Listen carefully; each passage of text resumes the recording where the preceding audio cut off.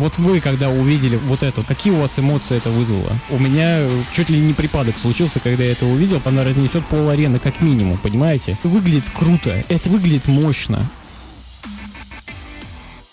Всем привет, в общем-то вышел в сеть трейлер «Большой мамочки». Успел я уже его посмотреть и, честно говоря, остался не очень доволен тем, что я увидел. Просто понимаете, когда вы ждете персонажа достаточно весомого для самой вселенной One Piece, и это один из Йонко, вы как бы ожидаете от него какого-то невероятного перформанса, да? Он будет хорош во всех аспектах. И по визуалу, по скиллам, по геймплею, по урону. В общем, на то, как бы он и Йонко, чтобы в принципе от него ожидать всех этих вещей. Ну, давайте, соответственно, перейдем к самому трейлеру и посмотрим буквально первые секунды. Сразу скажу, что я знаю, что был еще стрим от разработчиков, где показали чуть больше. Эти вставки я, наверное, тоже сделаю, чтобы показать вам, что, скажем так, не осветили на официальной странице игры, чтобы у вас было полное понимание, что этот персонаж из себя представляет. Ничего плохого сказать не могу, выглядит моделька хорошо, очень достойно, качественно, хорошо. К ней вопросов нету. Ну, теперь давайте, соответственно, перейдем к геймплею, посмотрим на автоатаки.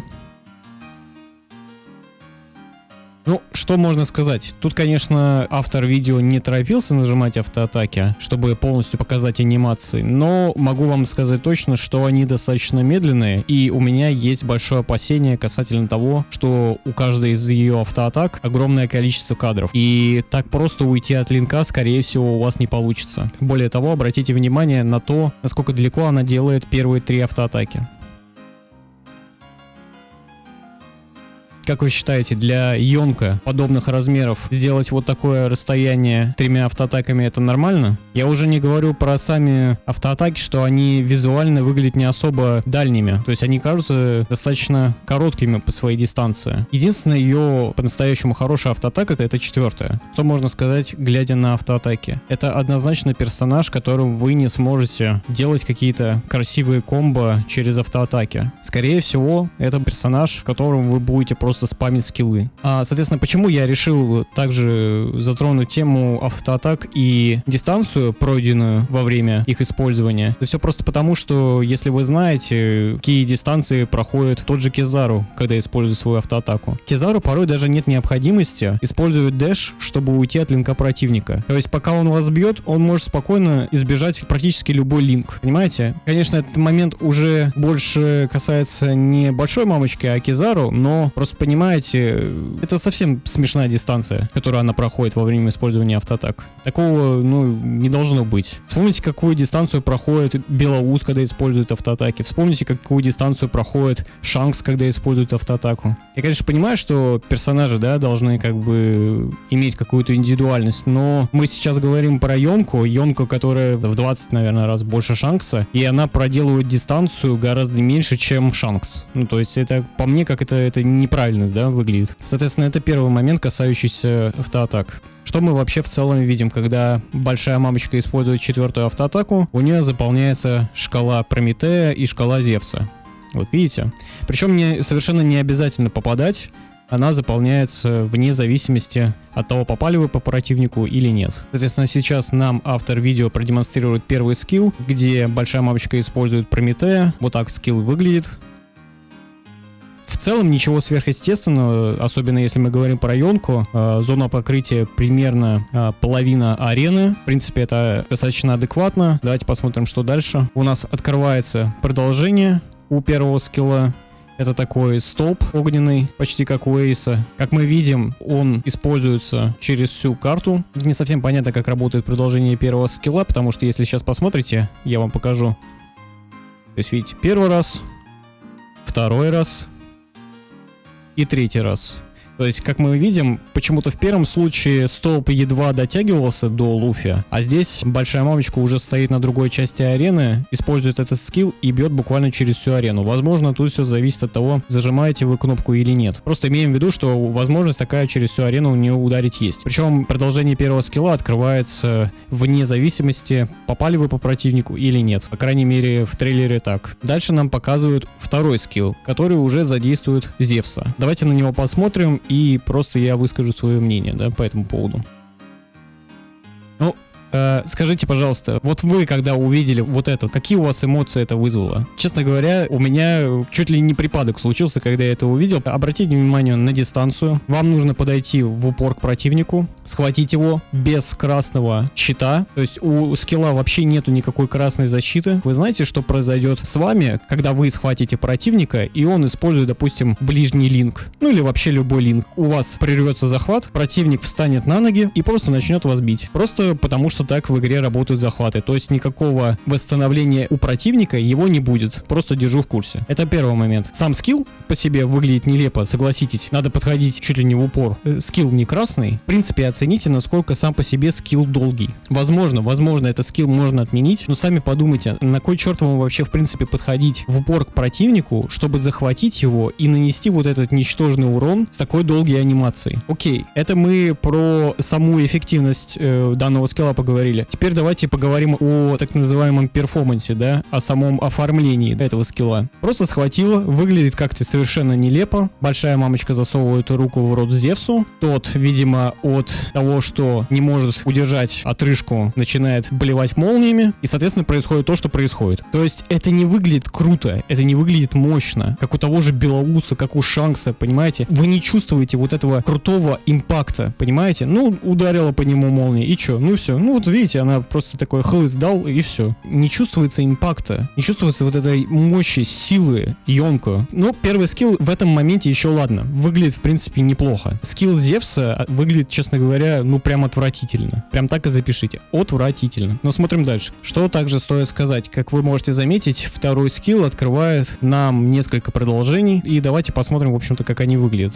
Вот это, собственно, скилл «Жизнь или смерть». Наносит примерно 7500 урона. И мы видим, что противник находится в каком-то гнетущем состоянии. И вся задумка с «Жизни или смерти», она заканчивается. Ничего крутого, как мне казалось, когда я услышал о том, что они хотят реализовать эту идею, как это, допустим, реализовано со скиллом Шанкса, где он встает в позу и говорит: давайте не будем терять лицо, типа закончим эту войну. Я ожидал, что это будет реализовано примерно в этом же стиле. Но, как оказалось, это просто лишь продолжение второго скилла, и это выглядит как-то неоформленно и некрасиво, скажем так, да? Не так я себе это представлял, если честно. Соответственно, нам сейчас должны показать второе продолжение второго скилла. Давайте посмотрим, как оно выглядит. Вот опять, вот вы, глядя на этот скилл, вы чувствуете какой-то жесткий импакт, какую-то силу, какую-то мощь. Это натурально скилл «Тигриная охота» Зоро Таймскип, его активка. Но у Зоро там есть классная озвучка и удар жесткий, от которого импакт создается. Но у Зоро не Йонко, и у него это выглядит поинтереснее, красивее, чем у Большой Мамочки. А от Большой Мамочки мы ждем, что она разнесет пол арены как минимум, понимаете? И здесь будут валяться валуны невероятного размера, все будет в гаре в какой-то, понимаете, мы ждем вот этого. А вот это что такое? Ну, пошла молния. То есть мы понимаем, что перформанс оставляет просто желать лучшего. То есть это не так должен выглядеть Йонко, по моему мнению. Вот почему-то его используют издалека, изблизи, но, видимо, пытаются показать нам дальность действия данного скилла. Дальностью действия скилла вообще никого не удивишь, учитывая, что уже половина персонажей буквально просто бьют через пол арены. И ладно, они еще бьют через пол арены, они делают это на такой большой радиус, что ты беги влево, ты беги вправо, тебя один фиг зацепит, понимаете? И вот этим никого не удивишь. Это обычный скилл, достойный абсолютно любого персонажа в данный момент, понимаете? Сейчас нам покажут трансформацию Большой Мамочки, давайте посмотрим на нее. Я давайте сразу сделаю пометку. Трансформация работает двумя способами. Вы либо используете шкалу специального приема, и тогда вы превращаетесь вот в подобное существо, и у вас постепенно, в зависимости от того, сколько вы накопили шкалы, будет она сразу тратиться потихонечку. Теперь второй вариант. Когда вы заполняете полностью обе шкалы с помощью автоатак, с помощью скиллов, у вас появляется возможность, вне зависимости от того, есть ли у вас шкала специального скилла, использовать данный навык. То есть, грубо говоря, вы либо наполняете здесь полностью две шкалы, либо заполняете одну шкалу специального приема. И что стоит отметить, когда вы заполняете вот эти две шкалы и входите в трансформацию, шкала у вас тратится гораздо медленнее. Сейчас я вам включил запись трансляции разработчиков, которые также продемонстрировали геймплей Большой Мамочки. У них чуть больше информации, чем на официальной странице игры. Давайте посмотрим. Вот, как я и говорил, видите вот эту вот шкалу, она заполняется от скиллов и автоатак. Соответственно, что происходит? Давайте посмотрим. Как вы видите, когда обе шкалы заполнились, происходит следующее. Появляется огонь, если набирается полностью шкала Прометея, и появляется вот такая вот стена грозовая, если полностью заполнена шкала Зевса. Соответственно, может произойти также, что у вас заполнится шкала Прометея и будет только огонь. Может произойти так, что у вас заполнится шкала только Зевса, и тогда у вас будет вот такая стена грозовая. Все будет зависеть от того, как вы использовали скиллы. То есть может произойти так, что вы использовали несколько автоатак, а потом использовали 2 раза, допустим, скилл с Зевсом. И это я сейчас пытался пояснить, почему так может произойти, что одна шкала заполнилась, а вторая нет. Соответственно, вот создается вот такая вот стена. Она наносит dot damage, примерно 500 урона. Как я понимаю, совершенно неважно, где находится противник. К сожалению, разработчики не показали этого момента. Они не дали возможности противнику встать где-то в центре карты, чтобы понять, действительно работает dot damage только у стены или по всей арене. Это мы уже узнаем только по факту выхода персонажа. Да и в принципе, я вам так скажу, что вот этим, я не знаю, кого это можно удивить. Меня это вообще не удивляет, не впечатляет, и никакого вау-эффекта у меня это совершенно не вызвало. Но просто имейте в виду, что вот при заполнении шкалы Прометея и Зевса происходит вот такая вот ситуация. Как я и сказал, вот можете заметить, что трансформацию сейчас в данный момент делает разработчик благодаря накопленной шкале Прометея и Зевса, не за счет шкалы специального скилла. Поначалу она вообще не тратится, где-то спустя секунд 10 она начинает потихонечку угасать, и, соответственно, в какой-то момент она закончится, и большая мамочка вернется в обычную форму. Но сейчас вернемся обратно к официальному видео, которое было на странице игры, и посмотрим на специальный скилл. Вот так он выглядит. Буквально зона поражения такая же, как и первого скилла Прометея. В целом, как бы вообще опять никакого вау-эффекта нету. Обычный шар огненный, который кидает тот же самый эйс. Ничего крутого они в этом плане тоже придумать не смогли. То есть по спешлу говорить как бы нечего. 11 тысяч урона еще наносит ко всему прочему, что ниже среднего, мне кажется, урона вообще в принципе в игре. Понимаете? Даже ниже среднего урона. Есть спешлы, которые наносят по 14 тысяч урона. Большая мамочка наносит 11 тысяч урона. Ну, извините, конечно, но я что-то совсем не очень понимаю. Понятное дело, что будут корректировки по урону, и в принципе, как я вам много раз уже говорил, для меня урон особо значения не имеет. Мне главное, чтобы персонаж был мобильный, чтобы у него был хороший перформанс, чтобы за него было приятно играть, чтобы геймплейная составляющая мне его нравилась. По урону, как бы это вопрос такой, уже второстепенный для меня, но тем не менее, для многих это немаловажный аспект. Ну ладно, давайте смотрим дальше. Также я забыл вот еще какой момент отметить. Вот разработчик использует первый скилл. И сразу после этого, обратите внимание, он нажимает на автоатаку. Соответственно, остается на поле лишь Прометей, а Зевс куда-то уйдет. Наверное, войдет в мамочку. Oh my. Вы могли, возможно, подумать, что при этом как-то изменятся автоатаки, но это совершенно не так. Более того, если вы начнете делать автоатаки и доведете до 4-й автоатаки, вы обратно вернете Зевса. Соответственно, вы также обратили внимание, что после того, как мамочка оставила только Прометея на поле, у большой мамочки изменился второй скилл. Вот сейчас будет большой спам скиллами, попробуйте разглядеть из этого всего вот этот скилл. То есть вот так он выглядит. Опять-таки, вообще совершенно ничего сверхъестественного, ничего крутого. Просто какой-то бздык, пук, среньк и все. Понимаете? Ну как бы появился этот скилл и появился. Вот видите, она использовала 4-ю автоатаку и обратно вылез Зевс. Принцип со вторым скиллом ровно такой же. Используйте второй скилл, нажимаете автоатаку, и на поле остается Зевс. Автоатаки никак не меняются. Изменяется лишь первый скилл. И это получается вот такая езда на Зевсе из стороны в сторону зигзагом. Ну, выглядит смешно. Я вам так скажу. Для меня этот скилл выглядит нелепо. Не знаю почему. Возможно, кому-то покажется это абсолютно нормально, но для меня это выглядит нелепо. Но опять-таки давайте говорить о его целесообразности использования вообще. Посмотрите. Если я могу в этих пикселях правильно все разобрать, то я не вижу красного щита при использовании данного скилла. То есть этот скилл не имеет никакой защиты, опять же. Подобный скилл есть в режиме трансформации большой мамочки, но там он как раз таки красный. То есть разница лишь только в этом. Собственно, давайте теперь посмотрим на автоатаки уже в режиме трансформации. Вот так они и выглядят. Если я правильно смог подсчитать, у нее опять-таки 4 автоатаки. Ну и опять-таки, скажите мне, вот это на вас наводит ужас? Посмотрите, первая автоатака — это буквально удар на месте. И посмотрите опять на дистанцию, которую она проходит. И опять-таки я, наверное, должен сказать о том, что, скорее всего, кадры на некоторых, по крайней мере, автоатаках, на третьей, возможно, и на четвертой, скорее всего, очень долгие. И, возможно, даже не дают возможности большой мамочке уйти куда-то в сторону, используя дэш. То есть, опять-таки, автоатаки в режиме трансформации просто выглядят нелепо, как-то недейственно, визуально некрасиво. В общем, но одно сплошное разочарование, если честно. С одной стороны, я понимаю, почему, возможно, они решили сделать подобного рода перформанс у персонажа, потому что, скорее всего, в ближайший год появится также большая мамочка версии Вано, говорите как хотите. Возможно, это связано с этим, но, честно говоря, вы знаете, мне кажется, одно другому мешать не должно, потому что креативно можно было много чего придумать, а уж когда дойдет до арки с Вано, то можно было там уже что-нибудь с Мизери придумать. Теперь я понимаю, почему, по слухам, Катакури выглядит лучше, чем большая мамочка. И, конечно, возлагаю большие надежды на то, что Катакури действительно будет очень хорошим персонажем, потому что у меня в голове огромное количество мыслей и идей, как Катакури должен выглядеть, какие скиллы у него должны быть.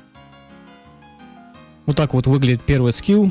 Ничего особенного, единственное, знаете, что меня смущает, это вот этот вот луч. И в игре на самом деле есть определенные проблемы с хитбоксами. Когда вы, допустим, делаете дэш противнику за спину, и вас каким-то чудесным образом цепляет за спиной. Хотя этого порой игра вообще как бы не должна подразумевать. Здесь же мы видим, что в принципе как бы луч идет из-за спины большой мамочки, и это вроде как оправдано. То есть, но это такой себе, конечно, момент, я вам все равно должен сказать, что мне подобного рода скиллы не очень нравятся. То есть они не дают возможности контратаковать противника дэшем за спину. Опять-таки обратите внимание, что это не какой-то выпад, это буквально выстрел мечом на достаточно дальнюю дистанцию. Теперь нам сейчас покажут, что этот скилл можно задержать, и вот таким образом большая мамочка, скажем так, скапливает энергию в мече и после чего стреляет. При этом обратите внимание, что урона от заряда данного скилла практически не прибавилось. Обычно скилл дает где-то 7500 урона, заряженный скилл 8700 урона дает. То есть, грубо говоря, плюс 1200 урона. Теперь давайте посмотрим на продолжение первого скилла.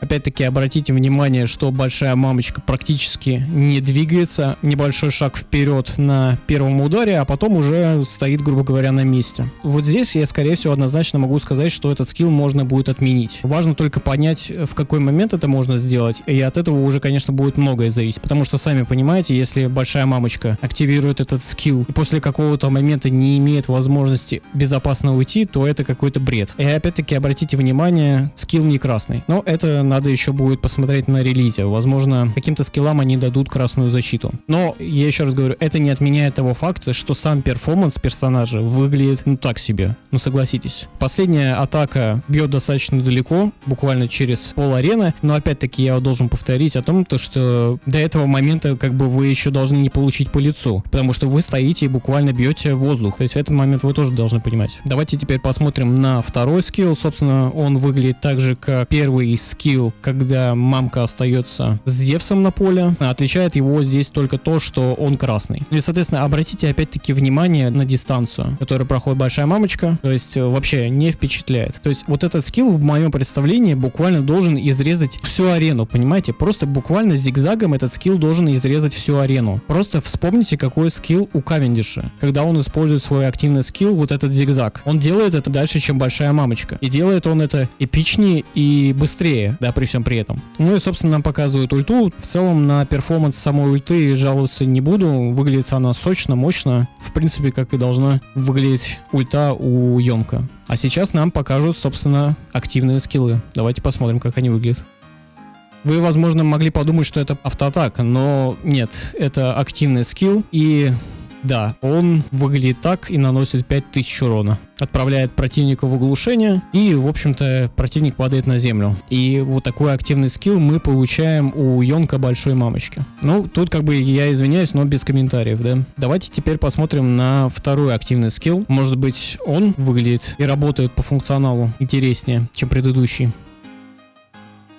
Как мы видим, это контратака. с красным щитом. Давайте посмотрим, что он вообще делает. Ага. Но мы видим, что противник при триггере контратаки получает зарядом молнии от Зевса. Причем обратите внимание на урон, который наносится. Это буквально 3500 от контратаки. К сожалению, ни автору этого видео на официальной странице игры, ни разработчикам не удалось продемонстрировать, как работает контратака на дальние скиллы. Этого момента мы не узнаем, похоже, до самого релиза, который состоится буквально 1 февраля. Ну что я могу сказать вам? На самом деле я остался очень сильно разочарован перформансом большой мамочки. Как я уже сказал, мне не особо важно, насколько много наносит урона персонаж. Мне важно, чтобы у него был хороший перформанс, чтобы он был внешне хорошо оформлен, чтобы его скиллы были цветастыми, красивыми, эффектными. Непонятно, что вообще по мобильности у данного персонажа, да. То есть это, конечно, мы все только на релизе поймем, но пока что персонаж сам по своему перформансу выглядит крайне слабо, скиллы выглядят очень просто, вы не ощущаете импакта от большинства ее скиллов, как будто большая мамочка какой-то обычный проходной персонаж. То есть ощущение, что ты играешь за Йонка, у тебя его нету. Ну, в общем-то, вот такое вот мнение касательно большой мамочки. Единственное, что я могу вас обрадовать, пока я записывал это видео, появилась новость о том, что 6 февраля также в игре появится 4-й герой Луфи, Человек-змея, Снейкман. Раз уж я его затронул, да, тоже стоит сказать, что у данного персонажа будет лишь одна форма, то есть никакой трансформации мы не увидим. Такие дела. Человек-змея Луфи, 6 февраля. Давайте, в общем-то, ждать выхода и того, и другого персонажа. Вообще, в феврале, скорее всего, готовят нам достаточно большое количество героев. Я думаю, что, скорее всего, разработчики не выпустят боевой пропуск в этом месяце, потому что месяц, скорее всего, будет очень насыщен персонажами. Итак, в общем, как-то так. Всем огромное спасибо за просмотр и увидимся с вами в других видео. Пока-пока.